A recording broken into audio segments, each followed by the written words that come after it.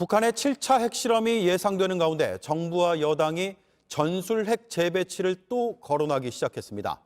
당장 윤석열 대통령부터 가능성을 닫지 않고 있습니다. 여당에선 한반도 비핵화 공동선언을 폐기하자는 주장까지 했습니다. 강희영 기자입니다. 전술핵은 핵지뢰, 핵탄두 등 목표물을 효과적으로 타격할 수 있는 소형 핵무기를 말합니다. 대통령실은 공식적으론 전술핵 재배치를 논의한 바 없다는 입장입니다. 하지만 내부적으론 북한이 7차 핵실험을 강행할 경우 전술핵 재배치 등을 포함한 대응 방안을 검토하고 있는 걸로 전해집니다. 윤석열 대통령도 가능성을 닫지 않았습니다. 우리나라와 미국의 그 조야의 여러 의견들을 잘 경청하고 또 따져보고 있습니다. 대통령실 관계자는 대통령이 현 안보 상황을 감안하고 있다며 여러 경로를 통해 이야기를 듣고 있다고 전했습니다. 여권에선 좀 더 직접적으로 핵무장과 관련한 목소리가 나오고 있습니다. 9.19 군사합의 파기를 시사한 데 이어 지난 1992년 발표한 한반도 비핵화 공동선언을 폐기해야 한다는 주장까지 나왔습니다. 비핵화 선언이 폐기되면 전술핵 재배치의 문턱을 낮추는 효과가 있습니다. 더 이상 그 선언에 집착할 필요가 없다. 이미 휴지 조각이 됐다. 당연히 그것은 폐기돼야 마땅하고. 하지만 실제 전술핵을 재배치하려면 미국 정부와의 긴밀한 협조가 필수적입니다. 대통령실 관계자는 미국 정부와 전술핵 재배치를 논의했느냐는 질문엔 확답을 하지 않은 채 미국과 폭넓게 대화하고 있다고만 했습니다.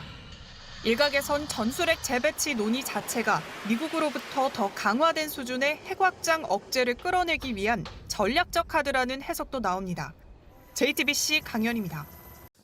네, 전술핵 재배치 주장을 둘러싼 팩트를 바로 체크하겠습니다. 홍지용 기자가 나와 있습니다.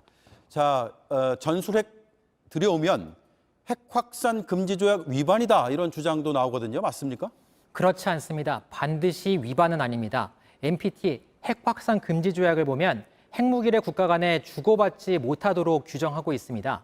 하지만 미국이 전술핵을 주한미군에 배치해서 직접 통제하면 NPT 조약을 어긴 것은 아니라는 게 전문가들의 해석입니다.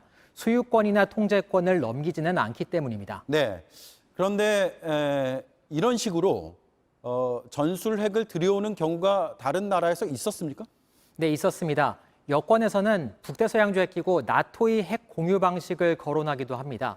나토에서 당시 미국은 1950년대부터 나토에 가입한 일부 국가에 전술핵을 배치하고 주둔하는 미군이 관리하게 한 사례가 있습니다. 필요할 경우에는 반입과 반출도 국가 사이에서 이루어졌습니다. 네. 결국 관건은 미국의 의중인데 미국 정가의 대체적인 분위기는 조금 전에 김필규 특파원이 전해줬습니다. 구체적으로 의중이 뭘까요? 방금 전에 워싱턴의 소식을 들으신 것처럼 전반적으로 부정적이라고 보시면 될 것 같습니다. 네. 지난해 대선에서 국민의힘 일부 후보가 경선 과정에서 전술핵 재배치를 주장한 적이 있습니다. 이때부터 1년 전부터 미국이 명확하게 입장을 밝혔습니다. 당시 마크 램버트 미국 국무부 한일 담당 부차관보는 전술핵 재배치 주장에 대해서 확실한 것은 미국은 지지하지 않는다는 것이라며 이런 공약을 주장하는 사람들이 미국 정책이 무엇인지 모른다는 것이 놀라울 뿐이라고 밝혔습니다. 미국의 정책, 전술핵 재배치보다 확장 억제에 가깝습니다. 그때그때 전략 자산을 한반도에 급파하는 전략입니다. 따라서 전술핵 재배치 가능성도 낮고 당장은 어려워 보입니다. 네. 자, 이게 제일 중요할 것 같습니다. 전술핵 재배치를 하면 북핵 문제 해결에 도움이 되는 거냐, 아니냐, 어떻습니까?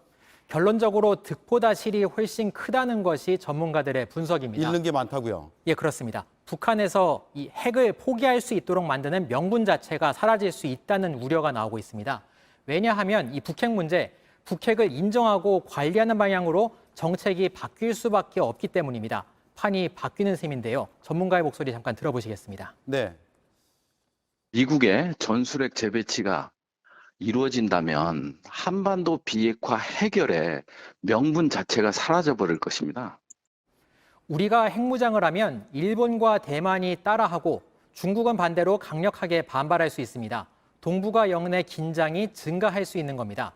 결국 핵무기 재배치, 실제 사용 가능성을 증가시켜서 전면적인 한반도 핵전쟁 가능성을 급격히 높일 수 있다는 관측까지 나옵니다. 자, 정리하면 현실성도 떨어지고 북핵 문제 해결에도 도리어 악영향을 줄 수도 있다. 이 얘기군요. 그렇습니다. 잘 들었습니다. 홍지용 기자였습니다. 북한의 7차 핵실험 얘기까지 나오면서 한반도에 전술핵을 다시 배치하자는 주장도 있지만 여기에 대한 우리 정부의 입장은 분명하지 않습니다.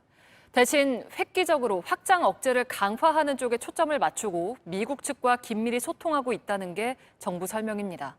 하지만 사실상 키를 쥐고 있는 미국 정부의 입장은 조금 다른 걸로 전해집니다. 강희영 기자입니다. 북한의 핵 위협을 미국의 전략자산 전개 등으로 막는 게 확장 억제 전략입니다.